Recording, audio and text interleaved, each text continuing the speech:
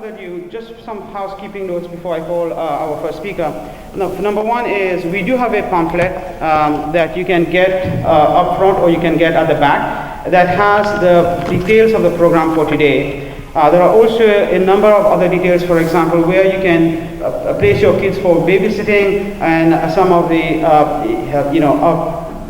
special other arrangements that we've done for today, like the bouncing houses and so on outside. Yesterday we received a little bit of complaint regarding noises. So if in case you have little kids and they're disturbing the session, please, there's babysitting at the back. There are also rooms where we have live streaming video where you can sit with your kids. So without further ado, inshallah, I'll call the first speaker, Brother Ala Badr. Brother Ala is part of the local MAPS community and he serves on our board of trustees. He engages in dawah and outreach activities throughout the area and helps teach at various local masajid.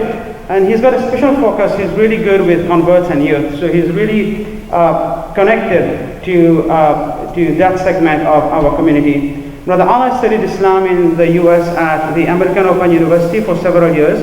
And he has completed several courses with national organizations like Misqah al-Maghrib, as well as a number of other US-based Islamic institutions. He comes from Egypt. He works at Microsoft, Amazon. Okay, another internet mistake. He works at Amazon. He's got, mashallah, 4 girls and 1 boy, and he speaks various languages. Allah enjoys martial arts, racing cars, and spending time with his family. And I also know that Allah loves throwing chocolate at people, right? So, our own Muslim Charlie, Assalamu alaikum. الحمد لله والصلاة والسلام على رسول الله وعلى آله وصحبه ومن والاه ثم أما بعد رب اشرح لي صدري ويسر لي أمري واحلل عقدة من لساني يفقهوا قولي. جزاكم الله خير for coming and attending this morning, especially if you're from the Northwest. I know that you know that what we have outside is not uncommon weather, so people are sacrificing a lot, alhamdulillah, to come in for the purpose of knowledge. So jazakum Allah khairan, and Allah subhanahu wa ta'ala reward you and bless you immensely for attending here early this morning. I'm going to focus actually the topic of my discussion on recent events in the US that apply to discrimination and what would the Prophet do, being the theme of the topic. So events like Ferguson, Freddie Gray in Baltimore more recently, and some of the rioting in Florida, Trayvon Martin a couple of years ago, because this is the theme really if you look at of the topic itself. I'm going to kind of fast rewind to a situation where the Prophet ﷺ is sitting with the Sahaba, with the most senior Sahaba around the Kaaba, radiallahu anhum ajma'in. So he has Sayyidina Abu Bakr, Sayyidina Umar, and others. And he asked Sayyidina Bilal, radiallahu anhu, to get up and make adhan on top of the Kaaba. And while we say the story, and many of us know it, we don't quite get the context and how important this is from the local kind of system that they had in place.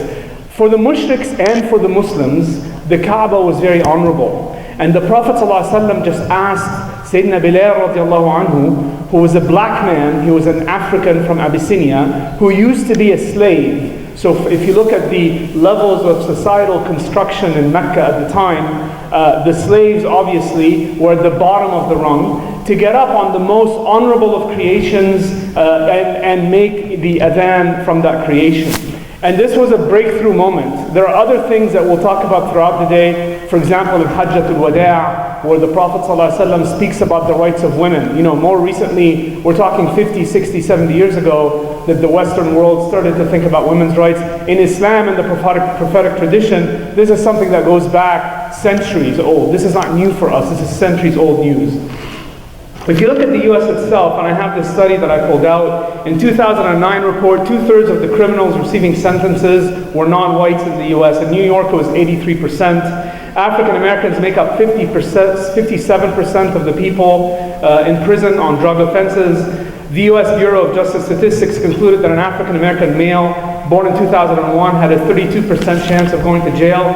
And on and on and on. In 2012, 51% of Americans expressed anti-black sentiment in a poll. This is just a couple of years ago. And a survey in 2011 indicated that 52% of non-Hispanic whites expressed anti-Hispanic attitudes. So this is a real problem in our modern day US society.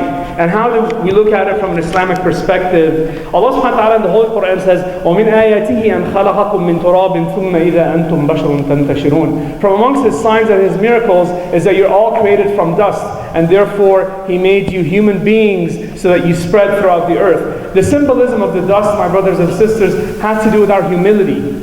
I.e., the human race is expected to be humble to one another. Even within our Muslim community, oftentimes the Arab makes fun of the non-Arab. Oh, they don't speak Arabic well. Oh, look at their pronunciation of the Holy Quran. That is not from the prophetic tradition. You know, a Pakistani may make fun of an Indian, or an Indian may make fun of a Bangladeshi. That is not from our prophetic tradition. These are not from the teachings of the Prophet ﷺ. They're exactly contrary to them. If you look at the first racist in creation, who was he? He was Iblis. وَإِذْ قَالَ رَبُّكَ لِلْمَلَائِكَةِ اسْجُدُوا لِآدَمَ فَسَجَدُوا إِلَّا إِبْلِيسَ كَانَ مِنَ الْجِنِّ. Right? So Iblis is the one that rejected the bowing down to Adam based on race. I am made of fire, he's made of clay. Why should I bow to him? I am better. I am white and that person is black. I am better. I am educated and this person is less educated. I am better. I am rich and this person is poor. Therefore I am better. These are all aspects of discrimination that exist actually in today's society. How does Islam and the prophetic tradition treat that? Allah subhanahu wa ta'ala teaches us in the Holy Quran, إِنَّمَا الْمُؤْمِنُونَ إِخْوَةٌ إِنَّمَا الْمُؤْمِنُونَ إِخْوَةٌ. This verse is actually very difficult to translate in English, because إِنَّمَا is an exclusionary statement. It basically says, most certainly the Muslims and the believing men and the believing women are nothing but brothers and sisters. They're exclusively brothers and sisters to one another. Exclusivity and brothers and sisters, and the brotherhood in creation is around Iman. The brotherhood in creation is around Iman. The Prophet ﷺ, you know, in the US, in modern day tradition, even in the Christian and Jewish tradition, they talk about what's the golden rule. You know, what's the golden rule? We have the golden rule in actually prophetic tradition. The Prophet ﷺ says, لا يؤمن أحدكم. None of you will be a true believer حتى يحب لأخيه ما يحب لنفسه, until they love for their brother or for their sister what they love for themselves. What they love for themselves. I.e., I cannot wish and hope for my family to be good and to be successful and to have a wonderful life and to memorize the Quran if I do not hope that for my brother and sister no matter where they're from. In the prophetic tradition, the Prophet ﷺ destroys the issue of race and color. Race and color, a big issue. If you look at the Baltimore situation and the treatment of the police to the African American brothers and sisters and so forth, destroys it completely. A Sahabi went to Sayyidina Bilal radiallahu anhu. His name was Abu Dharr, and he called him Yabna Sawda, you son of a black woman. And so you could see that even racism existed in those times. This isn't a new thing for us here in the 20th century in America. And Sayyidina Bilal radiallahu anhu went to complain to the Prophet ﷺ, and he called Abu Dharr and he said to him, did you call him that? And he said, yes, I did. And he says to Abu Dharr, he says, إِنَّكَ مْرِئٌ بِكَ جَاهِلِيَّ يَا أَبَا دَرْ. You are still a person that has jahiliyyah in your heart. You have ignorance in your heart. Because that's not how Allah subhanahu wa ta'ala created us. The Prophet ﷺ teaches us, Allah subhanahu wa ta'ala says, He says, كُلُّكُم مِّنْ آدَمْ وَآدَمْ مِّن تُرَابٍ. All of you are created from Adam. And Adam is created from dust. Whether you have $1 million or whether you have $1,000 in your bank account, both of you are created from dust. Allah subhanahu wa ta'ala says, you're extremely equal across everything. Everything else is circumstantial that you may have. Other things that we learn from the Prophet ﷺ is that the discrimination in Islam transcends even genders. الْمُؤْمِنُونَ وَالْمُؤْمِنَاتُ بَعْضُهُمْ أَوْلِيَاءُ بَعْضٍ. The believing men and the believing women are both allies of one another. So even the gender kind of discrimination that you see, in today's society doesn't exist in Islam. It transcends time. Allah subhanahu wa ta'ala says in the Holy Quran, He teaches us to say in a dua, رَبَّنَا اغْفِرْ لَنَا وَلِإِخْوَانِنَا الَّذِينَ سَبَقُونَا بِالْإِيمَانِ. Ya Allah, forgive us and forgive those that came before us. We are not better than them. Forgive us. For them, they may be in Jannah already. They're in the future. Forgive us and forgive them, even though they exist at another time. It transcends race, and I already mentioned the hadith of the Prophet ﷺ about Abu Dharr. It transcends nationality, which is another big issue that we have in our communities. Nationality, right? I am from so-and-so, you are from so-and-so. The Prophet ﷺ in a situation with the Muhajirin and the Ansar, where there was tension created between them over drawing water from a well. And one side said, let's give victory to the Ansar. The other side said, let's give victory to the Muhajirin. And the Prophet ﷺ came and said, Da'uha, leave away nationalism. These false borders and the boundaries that we have that exist today in the Muslim world were a creation of colonialism. They never existed in the past. When they went to, the people now of the Arabian Peninsula and they said, go fight the Turks, this was a fictionalized thing in their mind. The Arabs never thought of themselves as Arabs and the Turks of Turks, even though there was situations of, unfair play and so forth across taxation, but they never thought of themselves in that way. They always thought of themselves as Muslims, right? Economic discrimination. Economic discrimination is another big thing we have in our societies. وَاصْبِرْ نَفْسَكَ مَعَ الَّذِينَ يَدْعُونَ رَبَّهُمْ بِالْغَدَاةِ وَالْعَشِيِّ يُرِيدُونَ وَجْهَهُ وَلَا تَعْدُ عَيْنَاكَ عَنْهُمْ تُرِيدُ زِينَةَ الْحَيَاةِ الدُّنْيَا وَلَا تُطِعْ مَنْ أَغْفَلْنَا قَلْبَهُ عَنْ ذِكْرِنَا وَاتَّبَعَ هَوَاهُ وَكَانَ أَمْرُهُ فُرُطًا. In this verse, Allah subhanahu wa ta'ala is ordering the Prophet ﷺ. He says, don't obey the chiefs of Mecca that said, leave away the poor people, leave away Bilal and Suhaib, leave them away. We don't want to sit with them. They're not of our level. They're not of our class. If you want to sit and talk to us about Islam, ya Muhammad, leave those people. Allah subhanahu wa ta'ala says, don't ever leave those people. Those are the good people that you want to hang out with. Economic discrimination. Marriage boundaries, which is a problem that we have that's localized to Muslim community. My daughter must marry, the dentist practitioner from India, and he must have a dental practice so and so size in Kirkland, Washington, facing the lake. The Prophet ﷺ, he says, when someone of noble manners comes to request your daughter's hand in marriage, let him get married. Otherwise, there will be a fitna. There will be evil in the land. Right? وَفَسَادٌ كَبِيرٌ. You don't want to have this in your community. It also transcends even the human race. The human race. This is how Islam and the prophetic tradition fixed that. The Prophet ﷺ, we know that he made da'wah to the jinn. And the jinn accepted his da'wah. And the jinn went back to their people and they said, we have heard an amazing Qur'an revealed after the time of Musa. You should all believe in the Qur'an. You should all believe in this new messenger, Muhammad sallallahu alaihi wasallam. وَأَنَّا مِنَّا الْمُسْلِمُونَ وَمِنَّا الْقَاسِطُونَ فَمَنْ أَسْلَمَ فَأُولَٰئِكَ تَحَرَّوْا رَشَدًا. The Prophet sallallahu alaihi wasallam teaches us that within even race relationships, this is. So how does Islam impact that from a practical perspective? Brotherhood from the Muhajirin and the Ansar, for example, when the Prophet ﷺ went to Mecca, when he went to Medina, when you think of the Madani society, it was what we would call in the US today, if you work in corporate America, a perfectly diverse, balanced team. He had Muhajirin, he had Ansar, he had people that had entered into Islam from the Jews, he had people that entered into Islam from the Arab mushriks, he had people from Persia. Suhaib al-Rumi was a Roman, white, green eyes from Rome. He had people from Abyssinia. This was a perfectly balanced society, and the Prophet ﷺ encouraged opinions and free speech. He encouraged it. Before the Battle of Khandaq, what did he do? He gathered a war council, and he said, who has an opinion? And Sayyidina Salman al-Farisi, he said, Ya Rasulullah, when we were in Persia and we used to be surrounded by the enemy, we used to build trenches. And this was a brand new novel concept to the Arabs. The Arabs didn't have that. The Arabs had never heard of trenches in that sense. And immediately the Prophet ﷺ, through his genius, recognized that this was going to be a step ahead of the competition, a step ahead of the invading army from Mecca. And he took that idea from the non-Arab and he said, that's exactly what we're going to do. And that became the formal plan for what the Muslims actually did around that situation. Other aspects of Islam and the prophetic tradition, how we stand in prayer. How we stand in prayer. The boss doesn't stand in the front and then the servant stands in the back. We don't have that in Islam. We don't have it. What's your social status? Where are you from? Oh yeah, you go to the front line, you go to the back of the line. We don't have that. People stand in line based on when they attended. And even the system in of itself, standing shoulder to shoulder and toe to toe, immediately, even if you had whatever sensations of racism or discrimination in your heart, that melts away. And that's why the Prophet ﷺ, he says, make sure that those lines are solid. Solid and straight. Why? Because it keeps your unity. It keeps your unity and it takes away that hate. It takes away that ignorance.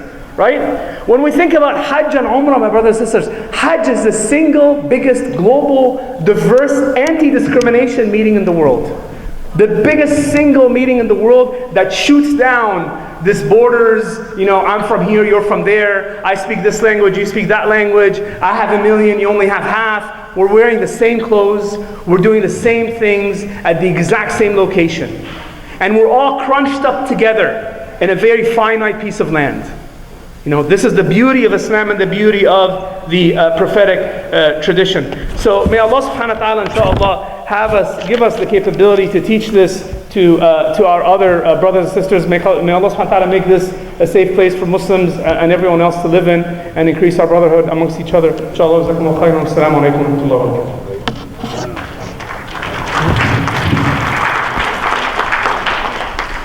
Jazakumullah khairan, Brother Allah. So what would the Prophet do? What the Prophet did at the time, he probably would do again today, because like you said, the situations of discrimination at the time, or the time that we're facing today, are very much situations that he faced at the time. With this, inshallah, we'll invite our next guest, Imam Joban. Imam Joban is our much beloved Imam of MAPS, Masjid al-Rahma. He has a BA in the Indonesian Islamic University in Jakarta. He's got a BA in Theology, Islamic Core and Culture from Al-Azhar University. He also has an MA in Islamic Studies from the Institute of Islamic Studies in Cairo. In addition to being the Imam of MAPS, Imam Joban is also the current president of the Imam Fatwa Committee in the state of Washington. He's an instructor of the Internet Islamic University, as well as a Muslim chaplain of the Department of Corrections in Washington. And I know Imam Joban as the Imam who smiles all the time. Imam Joban, we love you. Inshallah.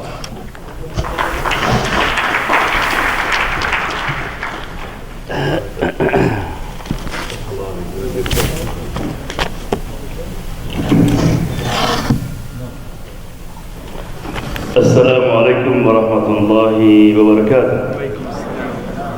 You wake up already? Assalamu alaikum wa rahmatullahi wa barakatuh. Bismillah ar-Rahman ar-Rahim. Alhamdulillah rabbil alameen. Wa salatu wa salam ala Sayyidina Muhammad wa ala alihi wa sahbihi ajma'in. Rabbi shrah li sadri wa yassir li amri wa hlul 'uqdatam min lisani yafqahu qawli. Dear brothers and sisters, whether you like it or not, you agree with me or not, all of you are American. We are American, we live in America, and your friends, your co-workers, every day you're dealing with American.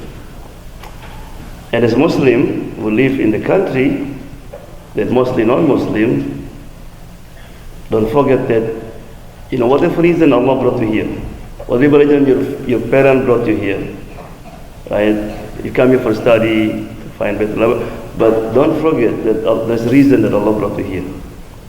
All of you have message, you have mission to deliver. So I want to share with you in this short talk, inshallah, about the basic principle of the Prophet's relation with the non-Muslim. Because Rasulullah sallallahu he never lived in only Muslim, no. In Mecca, Muslim, non-Muslim. In Medina, there's Jews and Christians. America is the same. We have American, Christian, Jews, atheists, and many. And also non-Muslim, they are different.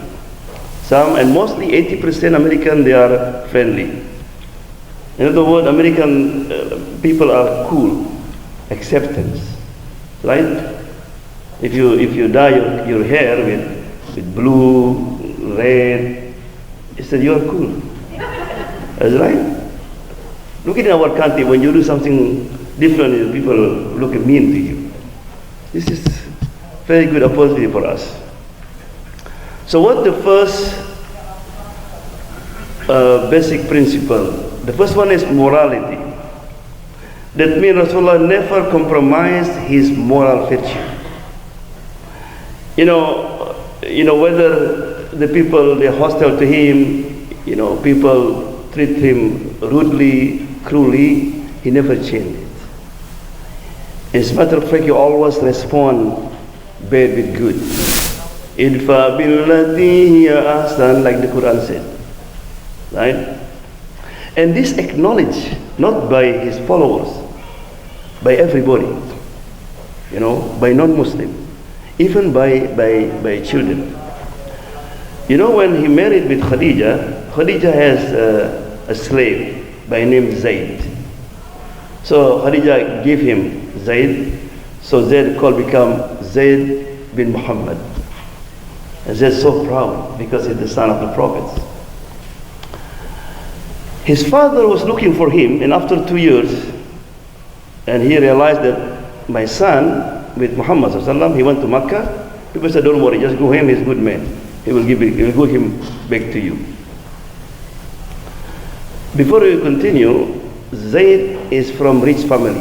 The Quraysh was kidnapped him and brought him to Makkah and sold him, and Khadija bought him. So that means should be in his house. They have many toys, they have a horse, anything. But not live with Muhammad, a small house, no toys, right? So when the father came, I said, Muhammad, I heard that my son here. Whose name? He said, Zayd, Ana Haritha. Oh, please, I want him back. I said, okay, I will ask Zayd. So he called Zayd. Zayd, do you know him? Daddy! He hugged him. He came his uncle, Ammi, hugged him. I said, look, Zayd, your father and your uncle, they wanted you to go home with them. He looked at his father, his uncle, Daddy, I love you. Uncle, I love you. But I want to stay here. Subhanallah. Can you imagine 7 years old, 9 years old? The children always miss their parents. Because Zayd, he found the good conduct. He lived with him every day. That's the first one. Akhlaq. Second one is patience. The Prophet showed endless patience while conveying the message of Islam to the non-Muslim. He never gave up. Even after the ayah was revealed about Abu Lahab, there was storm and wind. He went to Abu Lahab's house. If there's wind and storm raining, you knock somebody's house, what do you want? You need something. You need food or fire. So he knocked the door. Abu Lahab opened the door. He said, yes, what I can do, Muhammad. He said, Ya Ammi qul la ilaha illallah Muhammad. Ya Muhammad, I thought you need something. He said, Ya Ammi, this is most important. Because Muhammad always cared. Even the Quran, that Muhammad loved non-Muslim. He loved disbelievers. Innaka la tahdi man ahbabta. You won't be able to guide whom you love. Subhanallah, it's very important. Maybe you have co-workers, maybe you have friends, they are American, they are so nice, better than many Muslims, for example. But if he die and he's still in this state, he will go to hellfire. So I have to do something. That Muhammad, he always concerned how to be lived together, not in this life, also next life. Khubbab bin Arad. Khubbab bin Arad, his master used to lay him down, on the hot rock. When he would lie down, you can see a smoke come from his back. It's very hot. And he came to the Prophet one day, Ya Rasulullah, Allah tastansir lana. Why we are in this situation? Isn't Islam the true religion? Why Allah didn't help us? Rasul look at him, Ya Khubbab, don't be hesitant. Be patient. People before you used to put on the ditch only his head, and they used to cut slowly his neck, and some was skinny, but they never give up. And remember, one day these people will walk from Hadramaut, from Yemen to Makkah, and no one bothered them. That means the flag of Islam will be spread everywhere. Right? And also, when Allah subhanahu wa ta'ala asked us to invite people, asked Muhammad sallallahu Ud'u ila sabili rabbika bil hikmati wal maw'izatil hasana. He said, invite to the way of your Lord with wisdom and good word. You know Allah uses the word invite. How do you invite people? Akhi Allah, Bukra, tomorrow you come to my house. He will come? Oh, let's not invite people. Look at when you have wedding, I all of us receive the wedding card, so beautiful. That's how you invite people. And then instead he didn't say, Ud'u ilal Islam, no, ila sabil. Sabil means way, the path. So that means, you know, when you walk, you know, everybody come here. Some might be dropped to 60, 50, some might be 80. So everybody have different, right?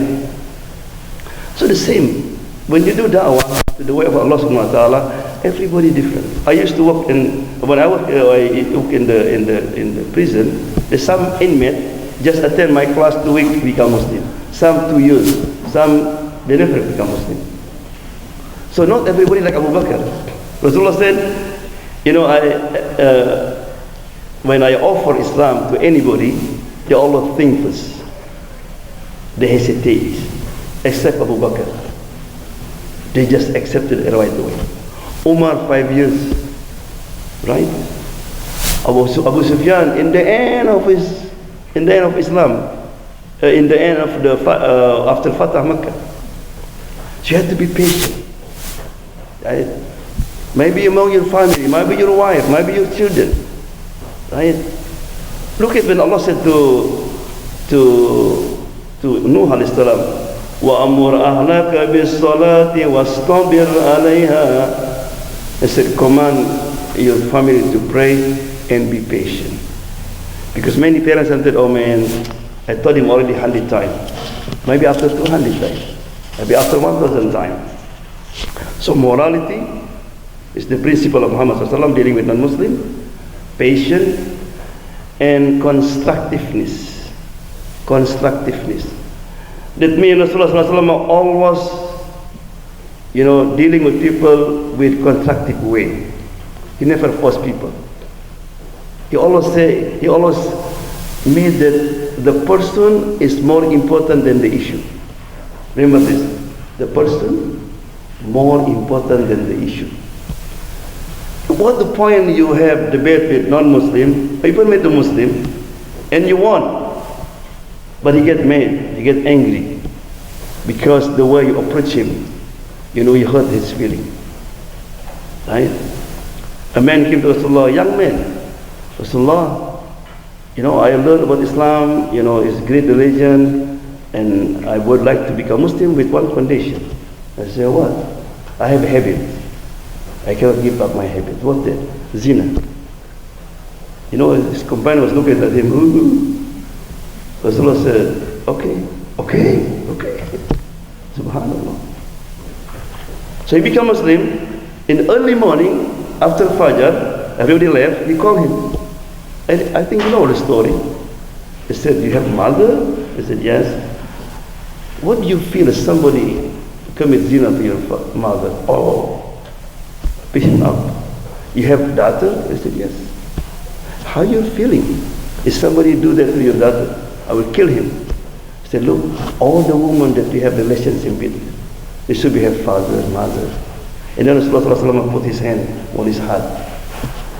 Right? And he make dua to Allah subhanahu wa ta'ala. And that young man said, Wallahi, before zina, the most beloved to me. No, I do not have to do this. Yeah. And the last one, two more inshallah, guarding the culture differences. Guarding the culture differences. You know, America like this. Wedding days, right? What's again? Valentine Day. What's again? Christmas Day. Many days. This is their culture. And you have to respect them. If somebody said to you, you know, Merry Christmas, Bidah Haram. No, Happy Holiday. Somebody give you a gift, accept the gift, it's okay. Rasulullah used to accept the gift when the pagan have celebration. In my country, the China celebration used to give me special food. I like it then. And my father accepted it. Right? But also at the same time, Rasulullah ﷺ also forbid us, to adopt the days that contradict with our Sharia. We have principle, yes, we have Eid. So therefore when Rasulullah built the masjid, how to call adhan? Everybody have suggestion, right? Just make the horn or bell. No, this belongs to different religion. Right? So you have to have principle in that. And he said, for example, he said the Jews and Christians, they never dye their hair. So you not follow them. Dye your hair. And the last one is respect for basic right and freedom. Respect for basic right and freedom. Subhanallah. That means Rasulullah is concerned about the right even non-Muslim. One time there's a man from Yemen, and Abu Jahl, he borrowed money, or he have a business with him, and he never pay him back. And he complained to everybody. He said, and the Quraysh want to make fun. Just good that man who's praying there. He thought Abu Jahl will beat him up. And Rasulullah is not Muslim. He came and knocked the door. Abu Jahl, this man demand his money. Give him back. Okay. And people were surprised. Right? Abu Jahl, what's going on? I said, you didn't know, you didn't see, no? I saw a mouth of camel. If I didn't give him money, they will beat me. Yeah? And also, the last one is Rasulullah one time there is a janazah that was passed by. Rasulullah stood up. His companions stared at him. Why is stood up? Why is standing up? Yeah, Rasulullah, this is not Muslim. He said, isn't this human being? They have ruh, they have soul. Yeah. So this is 4 things Allah put in your mind. Anybody can repeat for me? What is the 4 things that the basic principle of Allah dealing with non-Muslim? Anybody? So you still wake up. Akhlaq, moral, second one. Patient, number 2. Number 3, guarding the cultures. Yeah, differences. And last one, respect the basic right and freedom. Jazakumullah khair. Wabillahi taufiq wal hidayah. Wassalamu alaikum warahmatullahi wabarakatuh.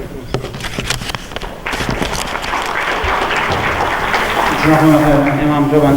So what would the Prophet do? The situation changes across time, but there are timeless values, like Imam Jovan taught us, that do not change. Irrespective of the situation, those timeless values are applied to those situations.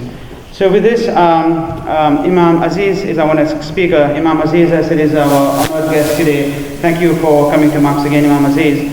Imam Aziz is an Imam, writer, advocate for youth work. He served as a religious leader of the Salam Islamic Center in Sacramento for 10 years. And he is now the current founder and president of Tarbiyah Academy Youth Initiative.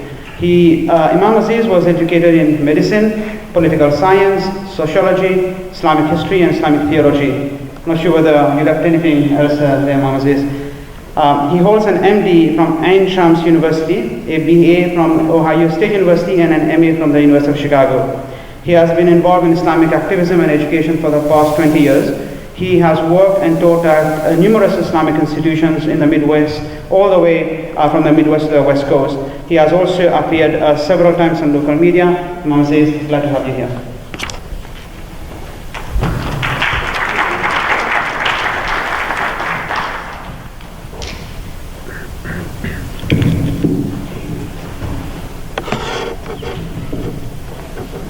السلام عليكم ورحمة الله. أعوذ بالله من الشيطان الرجيم. بسم الله الرحمن الرحيم. الحمد لله رب العالمين والصلاة والسلام على محمد وعلى آله وصحبه أجمعين. I begin in the name of Allah. I invoke His peace and blessings upon our beloved Prophet Muhammad sallallahu alaihi wasallam, and I ask Allah to shower His blessings upon the Prophet and his family, his descendants, his companions, followers, and students, and every man or woman that walks in their footsteps until the day of judgment. And I ask Allah to make each and every one of us among them. Allahumma ameen. I wanted to first and foremost thank Allah subhanahu wa ta'ala for giving me an opportunity to come all the way to Seattle and get some hasanat, to be given an opportunity to address you Seattle is, and wallahi I don't say this everywhere I go, Seattle is one of the most beloved communities that I visit. And alhamdulillah, every weekend I travel somewhere, but I feel a level of warmth and love here in Seattle despite the weather that always excites me. So jazakallah khair for what you do. The MAPS community really is one of the most exciting communities around this country. So you guys should be really proud of who you are and what you do. May Allah subhanahu wa ta'ala bless you and bless the leadership of this masjid. Ameen, ameen, ameen. I also wanted to thank the organizers of the Seerah conference. This is my second time not the second time to address this community. So I think this was my fourth or fifth time. But it's my second time to attend the Seerah conference. And to dedicate 1 or 2 days every year to come together and talk to each other about the legacy of the most beautiful man that ever walked this earth is a praiseworthy undertaking. This is a beautiful thing that we come together to remind ourselves of the beauty of Muhammad's life, sallallahu alaihi wasallam. And just by a show of hands, when you guys read the announcements, the marketing campaign of this conference, how many of you wanted to attend with the desire in your hearts to love the Prophet ﷺ more by coming here? So, mashallah, about 25% of you would like to love the Prophet ﷺ. What about the rest of you? If you are here because you wanted to love Muhammad ﷺ more, can you raise your hand? So that makes all of us, mashallah. That makes all of us. And at any given moment in this conference, I don't want you guys to lose sight of that. We study the seerah of the Prophet ﷺ because we would like to love him more. We would like to understand his legacy more. We would like to be inspired by the work that he's done and the teachings and the preaching that he has bestowed upon this humanity. And I don't want you to ever forget that when Allah describes Muhammad ﷺ in the Quran, He calls him a favor unto humanity. لَقَدْ مَنَّ اللَّهُ عَلَى الْمُؤْمِنِينَ إِذْ بَعْثَ فِيهِمْ رَسُولًا. Allah has bestowed a favor upon the believers when He sent a prophet to them. So I want you to, inshallah, I'm reminding myself and reminding you, the sole purpose of us being here is not to develop public policy. If you look at the seerah of the Prophet ﷺ and you try to derive injunctions that you apply without any refining, you will err and you will make mistakes. What applied at the Prophet's time 1400 years ago may or may not directly apply to your experience today in Seattle, Washington. But you can certainly look for clues in the Prophet's life that will help you address similar situations with a similar spirit. Right? So that's what you need to do. You take seerah and you process it. So today we're here because we would like to love Muhammad a little bit more, right? And not to draft public policy for the Seattle community. This will take a lot of time and a lot of thinking and a lot of processing and analyzing and a lot of consultation. But today let us make it about, inshallah ta'ala, bringing the love of Muhammad ﷺ into our hearts just a little bit more. On my way here, by the way, flying out of Sacramento, Sacramento is a smaller city, so the airport is usually not very busy. But for some reason, the airport was extremely busy this morning. And alhamdulillah Rabbil Alameen, ever since 9/11 happened, I was never stopped at the airport ever, not once. And you can imagine how many times I fly. And I take pride in this matter, and I always talk to my community about this, that with the grace of Allah subhanahu wa ta'ala, my first name is Muhammad, but I was never stopped at the airport. I was never singled out for the special screening, right? So I'm walking down the line, in order to get to the TSA check. And I'm looking on my phone, through the program, the Seerah conference program. So I'm looking at my phone, I'm not paying attention to my surroundings. And all of a sudden this TSA officer goes like, "Sir?" So I raised my head and I looked at her. "Will you please follow me?" I'm like, "Oh no, this is not happening. Are you serious? After all these years I'm being taken out of this line?" So, she removed the ribbon and she asked me to cross, and she said, "Please just go down this line all the way." So I kept walking, and of course, there's a ton of people behind me. And all those folks, they looked at me and they kept shaking their heads, and they were Muslims, right? And I realized what happened. I was wearing my kufi. I usually take off my kufi before I fly. So I left my house, I put my kufi on, and I did not take it off before I go to the airport. So I figured, okay, they must have picked me up because of my kufi. So I walked down the line, to be pleasantly surprised at the end of that line, it is actually TSA pre-check. Wallahi. And I walked through security with my shoes on, brothers and sisters. You have to understand how monumental that was for me. I did not take off my shoes this morning when I walked through security, and that was one of the happiest moments of my life. And I said to myself, Alhamdulillah, that is the barakah of the Seerah conference. It's the barakah of flying, I swear. It's the barakah of flying all the way to Seattle to talk to my beloved brothers and sisters about Rasulullah sallallahu alaihi wasallam. And I had this very positive feeling in my heart, and I was just so elated and exhilarated when I walked through security, alhamdulillah, and I know that this is going to be a good event. And I know that those of you who decided to come, inshallah, today will benefit. And I ask Allah subhanahu wa ta'ala to bring the love of Muhammad sallallahu alaihi wasallam into the heart of each and every single one of you. Ameen. Now I wanted to remind you of a story in the Prophet's life, just because again, I keep pushing this idea of loving Rasulullah sallallahu alaihi wasallam. And I wanted to, I will address some of the things that the brothers asked me to address, a very important topic. But I wanted to kind of throw this in as a little bonus. Here's a little cherry for you, a little appetizer. Okay? So it was towards the end of the Prophet's life, sallallahu alaihi wasallam, and he's very, very sick. He has been feverish now for about 3 weeks. This really bad fever that is not subsiding. They tried everything, every remedy, and he's really ailing, alayhi salatu wasalam. And if you're familiar with any medical background, people with terminal illness will tell you, or doctors will tell you that people with terminal illness, they usually have one day towards the end of their life in which they feel very, very well. They feel much better. The problem is you don't know if this is the last day on which you will feel better, and it's going to be downhill from there. For the Prophet ﷺ, it was that one day he felt really, really well. So he decided to stand up and he decided to go to the masjid, right? And ask the companions to carry him there in order to talk to his community and to send a message to the world. Sallallahu alayhi wa alihi wa sahbihi wa sallam tasliman kathira. So Rasulullah stood up and he spoke to the believers and he said to them, Unshidukum Allah. I ask you in the name of Allah. من كانت له قبلي مظلمة فليقتص مني. If I have ever wronged any of you, this is your chance to come forward today and take your revenge. Take from me what is rightly owed to you. So the companions sat in the masjid in disbelief, and they said to themselves, Ya Rasulullah, who would even dare to think that you owe them anything? Or that they are owed anything. Ya Rasulullah, your favors upon us are so much. So he asked them, okay, let me ask you a question. أَيُّ رَسُولٍ كُنْتُ أَنَا فِيكُمْ? What kind of messenger have I been amongst you?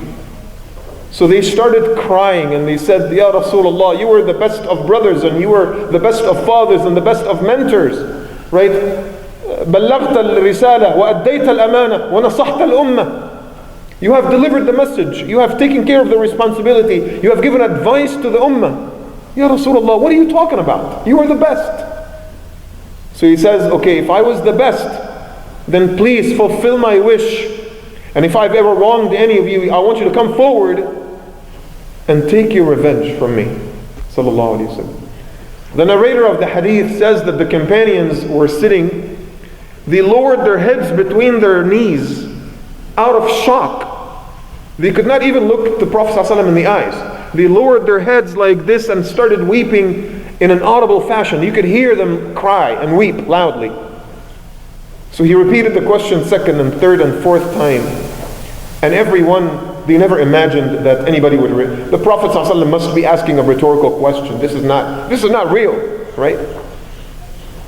To everyone's shock, someone, an elderly man from the back, raises his hand. And he says, Ya Rasulullah, you do owe me something. This man's name was Ukasha ibn Muhsin. He stood up and he says, Ya Rasulullah, I am owed something here. I need to take my revenge. So the companions looked in shock at him. They could not imagine that someone would actually respond to the Prophet's request. What is wrong with this guy? Did he completely lose his mind? Are you serious? So he says, Ya Rasulullah, in that battle, during that battle, I and others were standing in line, and I was a little bit forward, so you poked me with your staff in my stomach like this, and it hurt me. And today I need to poke you back. Prophet ﷺ told him, Ya Ukash, are you serious? Is that really what you're going to do? Ya Rasulullah, you said, take your revenge. I would like to take my revenge.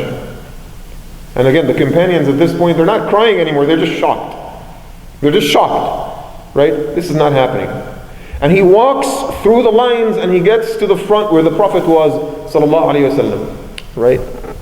So the Prophet says, okay, Ya Bilal, go to Fatima, my daughter, and ask her to give you, tell her I want your father's staff, his stick. So Bilal goes to her house, and they actually say that Bilal was running, crying. He was shedding tears the whole way, back and forth. He couldn't believe what was going on. Bilal brought the staff and came back and gave it to the Prophet ﷺ. And the Prophet ﷺ told Ukasha, there, here's my stick. Use it and do what you need to do. So Ukasha told him, Ya Rasulullah, when you stuck me with this thing, when you poked me with it, kunta hasir al-batn, your stomach was, your skin was showing. So the Prophet ﷺ says, what do you mean? He says, you said, take what is rightly owed. Expose your skin so I poke you directly on your skin like you did to me. So the Prophet ﷺ went like this. There, go ahead, poke me. And Ukasha held the stick and approached the Prophet slowly, weighted in his hands a couple of times like this. And the companions are watching, and their eyes are wide, and their jaws are dropping, and history itself froze for a second. And then Ukasha did the unexpected. He threw the stick and fell on his knees and surrounded the Prophet ﷺ with his arms and kept kissing his stomach. Ya Rasulullah, who dares to take revenge upon you? Ya Rasulullah, your favors have showered our lives. Wallahi, I said to myself, I am an elderly man. Let the last honorable act in my life is to get my skin in direct contact with your skin. إنما أردت أن يكون آخر عهدي بهذه الدنيا أن يمس جلدي جلدك. That's all I wanted, Ya Rasulullah. So the Prophet ﷺ, at this point, he started weeping himself, alayhi salatu wasalam. And he wiped his tears and he told Ukasha, I appreciate that. ولكن إما العمل وإما العفو. It is either you do it or you forgive me. Ukasha was just joking, right? But the Prophet took it very seriously. It's either you do it, poke me, or you forgive me. Sallallahu alayhi wasallam. And then Ukasha told him, Ya Rasulullah, I don't have any right to forgive you. Forgive you for what? He says, it's either you do it or you forgive me. And Ukasha says to him, Ya Rasulullah, عفوت عنك طمعا في عفو الله عز وجل يوم القيامة. I will forgive you, hoping that Allah will forgive me on the day of judgment, if that's what you want, Ya Rasulullah. And then the Prophet ﷺ asked him to get up, get up, Ya Ukasha. He was still on his knees. Get up, stand up right next to me. And he held his hand and he told the companions, من سره أن ينظر إلى رجل من أهل الجنة فلينظر إلى رفيقي هذا. If it pleases your eyes to see someone from the people of Jannah, I want you to look at this brother of mine right here, Ukasha. Inshallah, he will be my companion in Jannah. Sallallahu alayhi wasallam. When I tell you this story, did the love of the Prophet sallallahu alayhi wasallam increase a little inch in your hearts? Yes? Inshallah. That's all we're trying to achieve here. If you love the Prophet ﷺ, you will take his teachings and start implementing them. If it's deep down in your heart, if it overwhelms you emotionally, it'll motivate your life, it'll compel your behavior, it'll inspire you to do amazing things. Sometimes we rationalize so much. We look into the Prophet's legacy and we rationalize, so intensely. And Allah, sometimes all it takes is to just fall in love with the Prophet ﷺ. And then it becomes so easy to follow him. It becomes so easy to take his beautiful legend and legacy and share it with the outside world, right? But let me roll backwards just a little bit and come back, inshallah, into the crux of our matter today. How did the Prophet ﷺ react to situations in which he is being unjustly wronged by other people? Situations in which there are attacks on Islam. And I wanted to share with you our own little experience down in Sacramento, because I think, inshallah, this is what you as a community can actually benefit from. I don't know if you've heard, about 12 years ago, a man and his son in the city of Lodi, which is, about 25 miles south of Sacramento, they were picked up by the FBI, and they were both charged on terrorism charges in a federal court. The father was acquitted, but his son was convicted, and he got, I think, 35 years. A kid, he was 17 or 18 years old, right? How many of you heard of that story? It was a very high-profile terrorism case in Sacramento, in California in general, and that was actually before my time. I was still in Chicago at the time. I can't tell you, brothers and sisters, how much damage that incident did to Muslim presence in Northern California in general, right? The media was non-stop, even liberal media was not, and California is a relatively liberal state, non-stop attacks and bashing on Islam and Muslims, right? Talk shows, radio, print press, everything, right? People on the streets, attacks on mosques, vandalism, right? Relationship between the Muslim community and elected officials completely damaged. And then 6 months later, the U.S. Attorney of the 3rd Congressional District charged 2 imams in Stockton, California on terrorism charges, and they ended up, sending them to Pakistan. They ended up, on some phony immigration issues. They just kicked them out of the country, right? Wallahi, brothers and sisters, the Muslim community thought that was the end. Northern California is going to be rid of Muslims pretty soon, right? But Allah subhanahu wa ta'ala wanted otherwise. The Muslim community, and wallahi, it was the effort of maybe 3 or 4 people that came together, they put their heads together, and they have done a remarkable, amazing experiment. Okay? In that experiment, 4 of the qualities of the Prophet ﷺ were implemented in the most direct of fashions. And I appreciate so much what Mother Ala and Imam Juban said, because that laid the foundation for what I wanted to talk to you about very, very quickly. Number 1, those brothers decided that they will keep their cool about all matters, and that they will implement the rifq of the Prophet ﷺ. What is rifq, by the way? Rifq is leniency. Leniency. To be lenient in your reaction. To be lenient in your response. Right? And in that meeting, I remember one of those brothers, he cited the story of the Prophet ﷺ and Aisha when they were sitting down and 2 Jewish men were passing by, and they said, they addressed the Prophet and they said, Assalamu alaikum. Remember that story?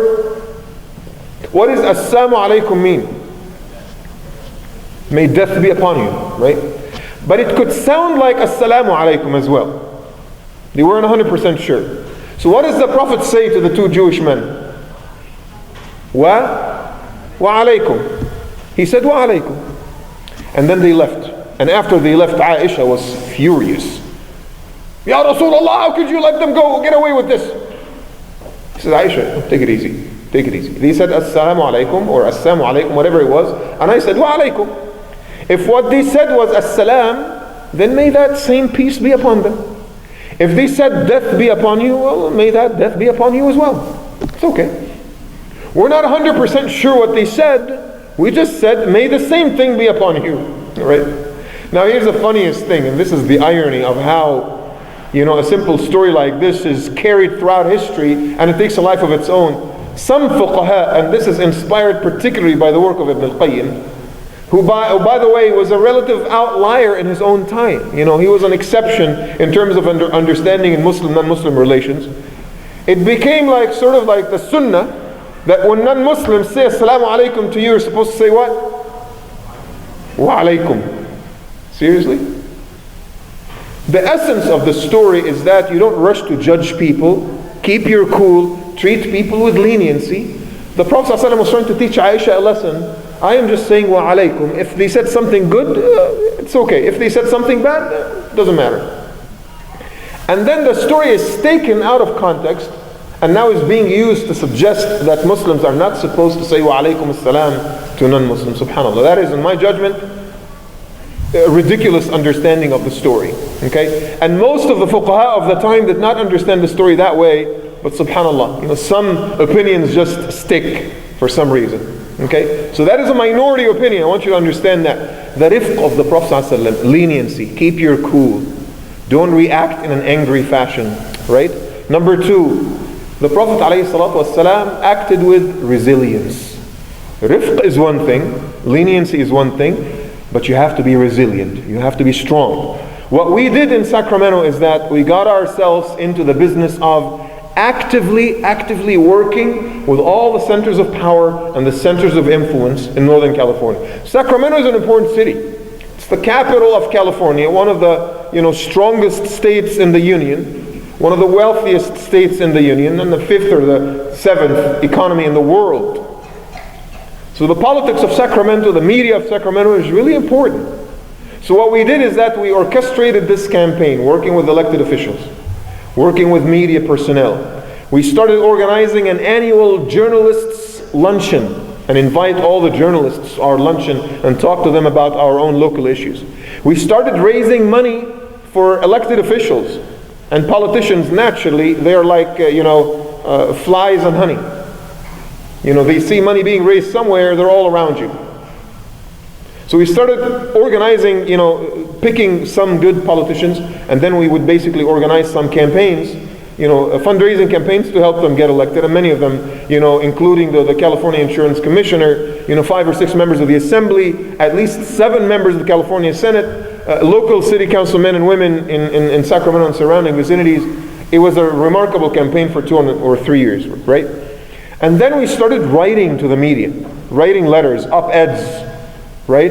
Resilience, rifq, respect, compassion, but at the same time, consistency. Consistency. You keep at it. You stay at it, right? You never falter. You never despair. You never say, oh my God, we're doomed. Never, right? You have to be resilient in your approach. And then we've done something amazing. That's the third one. The Prophet ﷺ got in the business of alliance building. Alliance building. He talked about Hilf al-Fudul, right? The Treaty of Fudul from the days of Jahiliyyah, which was a treaty of social justice. That's what it was. Supporting the little guy, the rights of people, the rule of the law, right? And the Prophet ﷺ, after Islam, he says, in the days of Jahiliyyah, I was invited to be a signatory of Hilf al-Fudul. If they invited me today, I will still sign it. Sallallahu Alaihi Wasallam. When he entered Mecca after his trip to At-Ta'if, did he enter Mecca under the protection of one of the Muslims? No. Mut'am ibn Adi was not Muslim. He allied himself with one of the Meccan leaders who was not Muslim. They had similar interests, and he entered the city of Mecca under his protection. So what we in the Northern California community, what we did, alhamdulillah rabbil alameen, we started allying ourselves with local groups. We worked with the African American community. We worked with the Mormons. We worked with the Japanese. Oh my God. We worked with the Japanese. That was one of the best alliances we've created, wallahi. The Japanese people are very disciplined, American Japanese.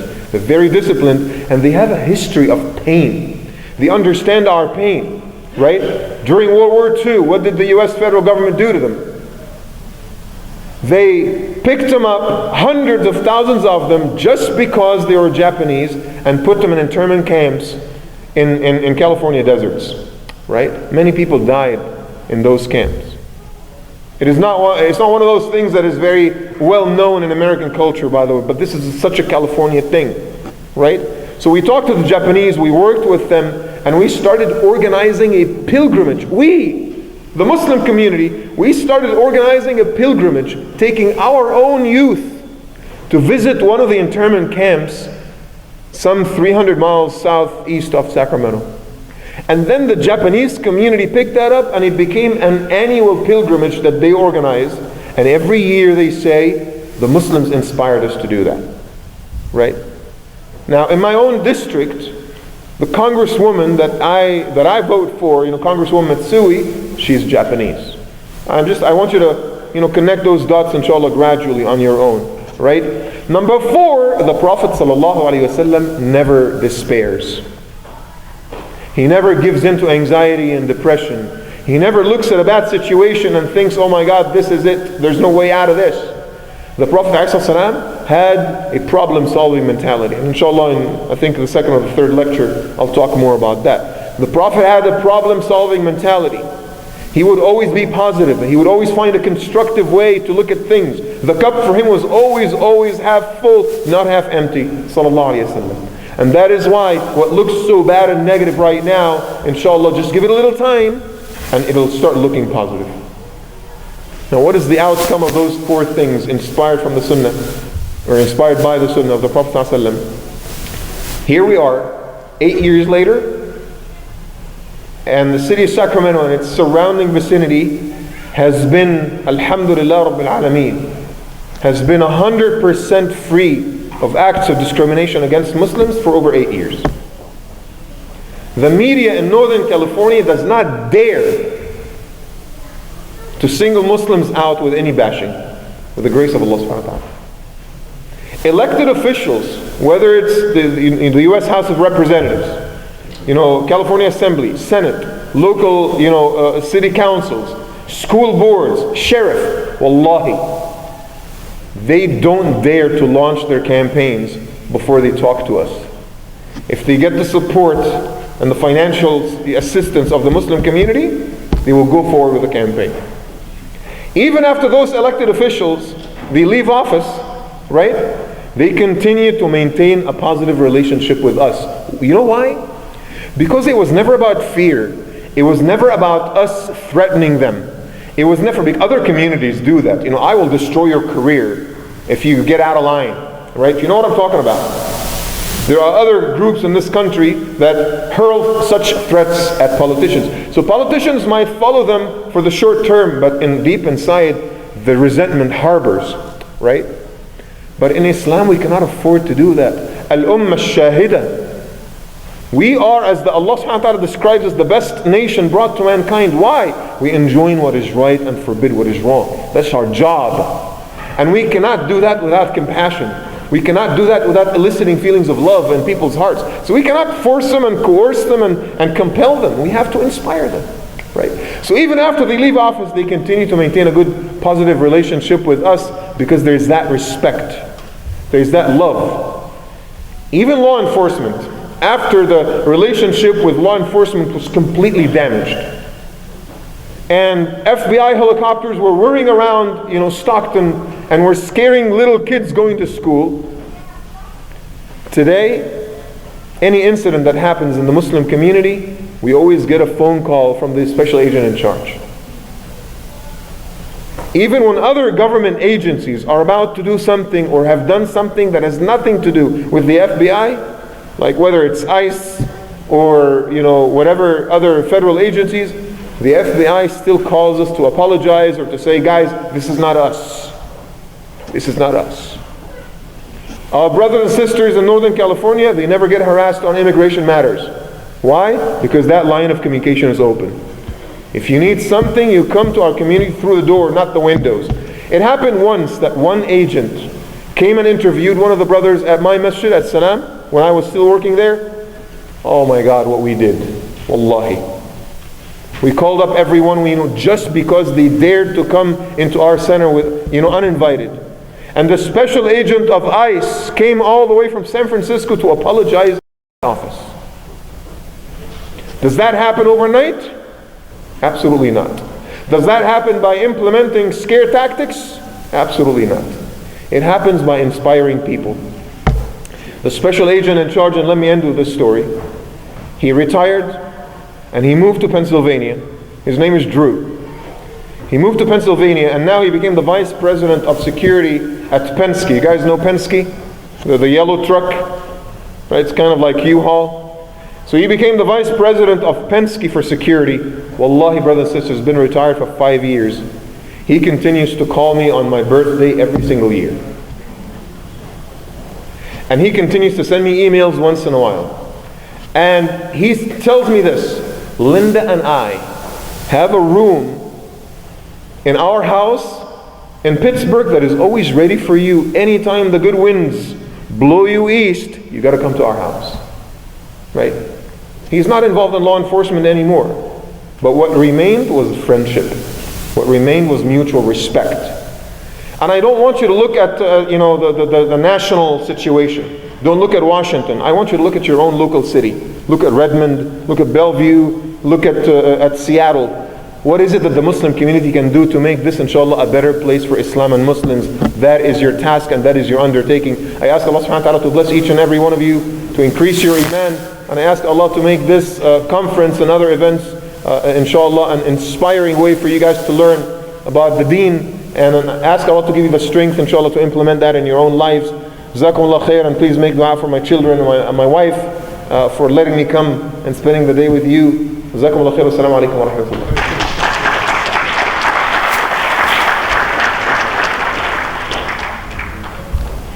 Jazakumullah khair, Imam Aziz. So Imam Aziz picked up from Imam's Joban timeless values and gave us some specific examples of applying the Sunnah to very actual, very real problems. Imam Aziz, you also said that seeking a rule book or a step process out of the Seerah is probably the wrong way to approach problems. Rather, it starts with building the love of the Prophet. So in this few minutes that remain, we will do two things. One is, let's engage a little bit on some of the concepts that you've discussed, and then we'll open it up for one or two questions and answers, inshallah. So just to pick where you start, the way of, answering this question, what would the Prophet do, requires multiple levels. Requires logic, requires love, requires patience, requires time. The question itself is easy to ask, right? What would the Prophet do? But it seems to us that answering the question is not so easy. It's not staples easy, right? It has all those angles to it. And yet, in our times, everybody who's got a computer, access to the internet, can answer those questions. And we have a lot of youth and Muslims who are seeking those answers from those easy sources. How do we distinguish from the rightful answerers to this question from the dangerous answerers to this question? There are mics, wireless mics, so I'd like maybe Imam Aziz to start, and I'll be happy for Imam Joban and Allah to chime in.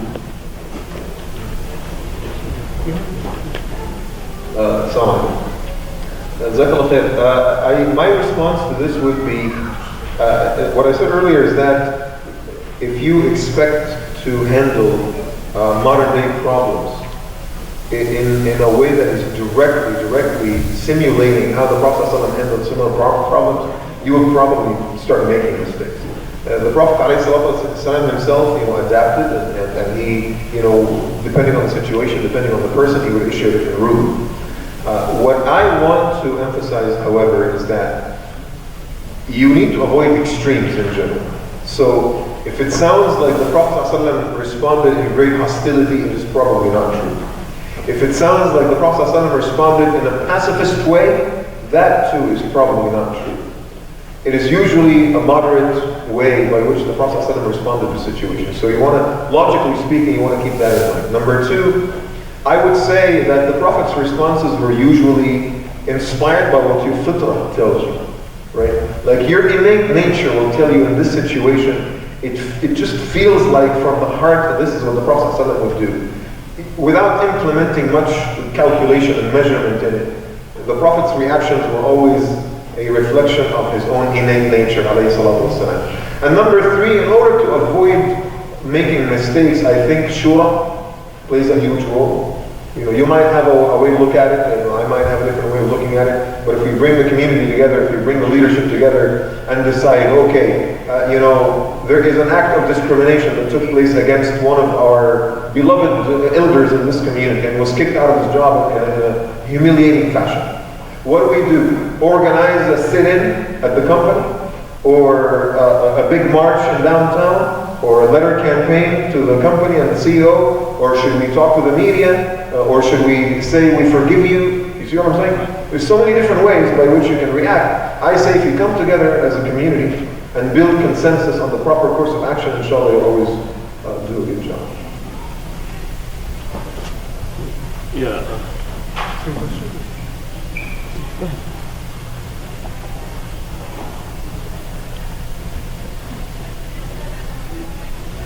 Yeah, very interesting question. When you read the hadith, sometimes might be confused. Because sometimes somebody asks the same question and different answer. They said, Ma afdal al-a'mal, what's the best deed? Somebody asked question, and best deed is pray at night. The other asked question, same question. Rasulullah said jihad. And then the other one said, what? Be kind to your parents. Said that me, Rasulullah, when Rasulullah is like a doctor. Doctor will not give medicine unless after they analyze the blood, the urine. So Rasulullah is saying, when he said that the best deed is be kind to parents, Rasulullah, he knows it's not be kind to parents. When the best deed means jihad, he's young man.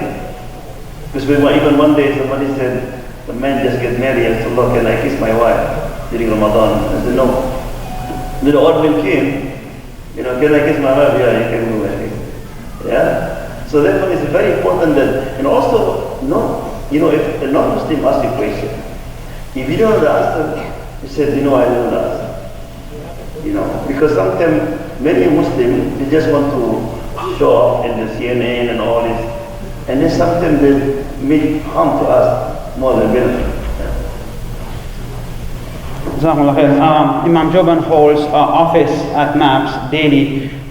So if anybody has questions, the right place to start also is to contact Imam Joban. So you said another thing, Imam Aziz, and Brother Allah, I'll start with you. You bring this idea of taking cues or taking analogies from the Prophet time for issues in our time. Now, one of the problems that we face in Washington State and Seattle, as you know, recently marijuana was legalized, right?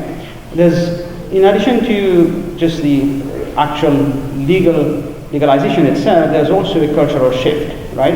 There is this almost open advocacy for marijuana in offices and schools and so on. So let me start with Brother Allah and I'll come back to you, Imam Aziz. What would the Prophet do? What would the Prophet do in a situation like this? Yeah, that's a very important topic facing our youth and facing really modern day America, where what you basically have seen is the shift from the traditional cigarette companies, just to start off with that as an example, starting to not make as much money in the US. We know that since the 90s there have been all these lawsuits and people are now, pretty much non-smokers in general in the US, where they start to take and market those campaigns in other parts of the world, example, the Middle East, China, and so forth. If you travel overseas, abroad, you'll see the amount of smoking that still happens. So that's one stream that they've picked. The other stream that they've picked is making it, rebranding them under a different name, right? So now you have this notion of vaping. Many of the youth here have heard about that. Or e-cigarettes, and it's basically the same sort of poison under a less harmful name. But it's the same poison, make no mistake about it. And from those derivations then we start getting into things like the legalization of marijuana. What we must know, my brothers and sisters, is first off, the prophetic tradition clearly says that all of this is haram, 100%. And through the ijma' of many of the ulama, the fuqaha, that the smoking nature, the destruction of our health is something against Islam. The destruction of our wealth by spending money on these things is 100% not congruent with our religion. As far as marijuana and other drugs, these not only fall into the perspective of destruction of the health, but they also fall into the perspective of destruction of the mind, right? So alcoholism and alcohol we know is haram. Alcoholism actually through accidents in the US alone, for those that don't know, kill about 100,000 people on a yearly basis. They actually kill 20,000, and maim about 100,000 on a yearly basis in the US. That's just alcohol. not getting into marijuana and some of the other hardcore drugs. We need a constant process of education. We need a constant process of reminder for our youth and our elderly that because marijuana is somehow legal, that is not okay for a Muslim to do. I'm going to key off of something that Imam Aziz said. Actually, the community where I live, in Redmond Ridge, a few months back, we had a situation where they wanted, because we were an unincorporated city, they wanted to allow the selling of marijuana close to where we live. And alhamdulillah, again, keying off of what Imam Aziz says, the Muslims and the non-Muslim community got together. We had a protest, the news media came in, we wrote a letter, we actually built our own distribution list, and alhamdulillah, this was stopped. But that's an example of how community work can help to alleviate some of those concerns in our community.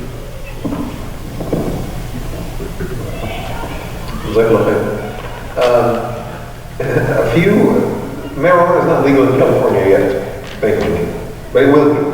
It's just a matter of time. And so there was a sister that, she used to live in the Bay Area, but then they moved to Seattle. And I don't know if she's here actually. I'm not going to mention her name. But she called me up and she said that her son and his friends, and they're religious kids, I've known those kids, right? They got into the habit of drinking marijuana tea, right? Did you guys hear about that? I'm sure you probably did hear about that. Like when I say that to California communities, everyone's like, oh my God. But I'm pretty sure in states where marijuana has been legalized, you're familiar with marijuana tea, with marijuana cookies, and all the other products. The issue now is not the smoking of marijuana. The issue is the consumption of marijuana and other less malignant forms. It is much easier to say, well, smoking is haram because you put smoke in your lungs, that destroys your lungs, cancer and all that. That's a no argument. We can always say that. But saying the same thing about, drinking marijuana tea, that's when it gets a little dicey because marijuana is not a narcotic. And so she cannot be equated with cocaine and heroin. And that's what the kids are saying. So that sister's son and 3 of his friends, they actually drink marijuana tea. And they say that the best salah experience they have, I swear, is after they drink the marijuana. That's when they have the total khushu', So I'm just, I got so curious, to be honest with you. We lose track sometimes in salah often. So I think what the community needs to do right now, especially in Seattle, because this is directly affecting you guys, we need to invest in some research because there are opposing opinions, and this is what is confusing the youth. We can say it's haram, but they will tell you, well, the this and that research and that dissertation suggests that it's actually good for you, right? And everything you eat or consume has positive effects and negative effects. So if it's 90% positive and 10% negative, well, that's actually better than pizza, right? And that's what the youth are saying. And so I think the community needs to invest a little money in some research. Go find your local biology departments or nutrition departments or whatever, someone that is working on a PhD, and fund them. And let us try to understand, is the consumption of marijuana, if it's not smoking, if the consumption of marijuana, the components of marijuana, is that really detrimental to our health or not? And if it's detrimental to our health and it's scientifically proven, then we gotta find it. Guess what? Homosexuality is legal in this country, right? The consumption of alcohol is legal in this country, right? Alhamdulillah, these things don't affect our community. It will affect those who will let it affect them. Just the fact that marijuana became legal is not necessarily going to destroy our youth, It'll destroy our youth if we let it happen. So inshallah, that's not the case. But we need to be honest and objective about learning what is it. And if it is true, and it'll take a couple of years to achieve that, we don't know that much. If it is true that it is not as bad as they say, then why fight the losing battle? And if it is true that it's really bad for us and for our health, then at least we have the scientific foundation to support such arguments as, this is haram, you can't do it. Very much on point. Medical marijuana is actually usually the start of that discussion. So we've got a couple of minutes left. I'll take one question. There is a mic with Brother Nasir. Anybody has a question for the imams and the sheikhs? Okay, Brother Faisal has a question. Assalamualaikum warahmatullahi wabarakatuh. Continuing the explanation that our Sheikh already explained, what should we do if one of our youth already fell into the ditch of a sin that surrounding us, like marijuana, free of sex, something like that? What should we do? The guidance. Okay. So not preventive, but if this problem already happened.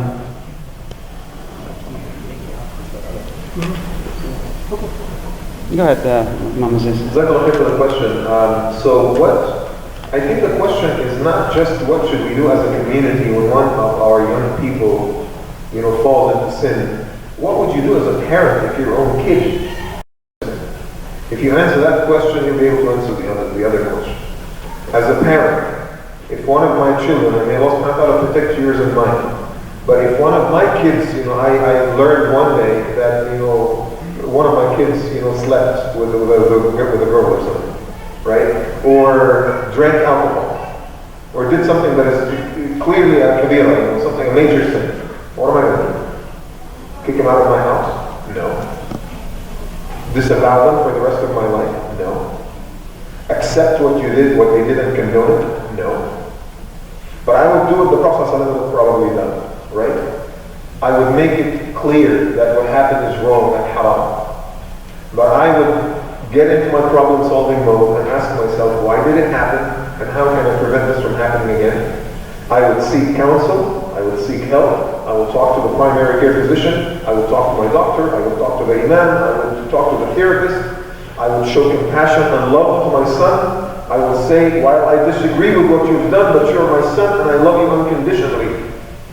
And you and I are going to work together, inshallah, to make this better. And Allah subhanahu wa ta'ala is the most forgiving.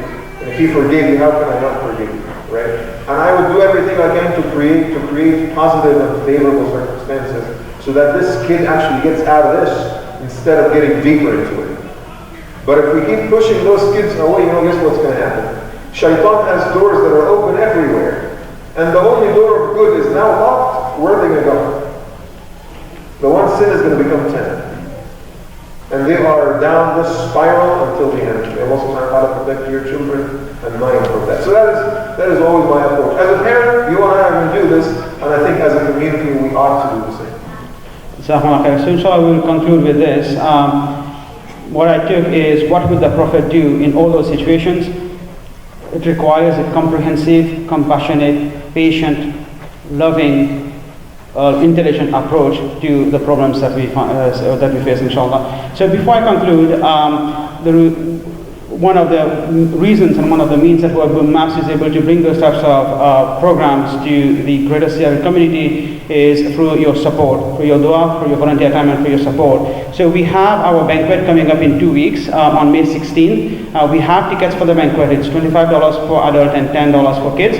I have them with me, and also we have a booth at the back where you can purchase the tickets. Please do support us, buy the tickets, come to the annual banquet. It happens only once in a year. Jazakumullah khair. The program will continue inshallah after lunch and after Dhuhr. Jazakumullah khair for the imams and sheikhs. Assalamu alaikum.